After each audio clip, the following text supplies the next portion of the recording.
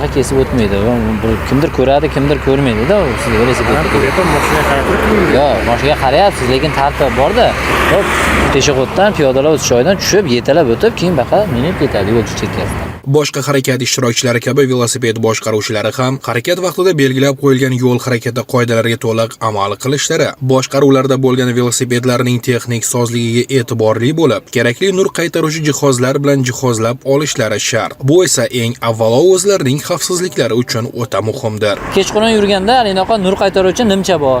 Nimchalardan kiyib olsangiz, o'zingizda hayotingiz uchun xavfsiz bo'ladi. Chunki haydovchi sizni uzoqdan ko'radi. Ha? Hushyor bo'ladi. Sizda ehtiyot qilib harakatlanadi. Tushunarlimi? O'taman ham yerda mana velosipedchilar, piyodalar, haydovchilar uchun eslatmalar bor. Shuni bir qator ko'z yugurtirib o'qib olasiz. Garchi shunday bo'lsa-da, bugungi kunda istayimizmi yo'qmi, ayrim velosiped haydovchilari o'z hayotlarini xavf ostida qoldirib harakatlanayotganliklariga ham guvoh bo'lmoqdamiz. Chorrahadan o'tish tartibi bor-da, siz chorrahadan o'tishda piyodalar yo'lagidan o'tishingiz kerak. Siz chorrahadan harakatlanib o'tyapsiz velosipedda, u mumkin emas-da. Bu yerdan burilyapti turgan Cobalt sal qoldi orqangizdan urib yuborishiga.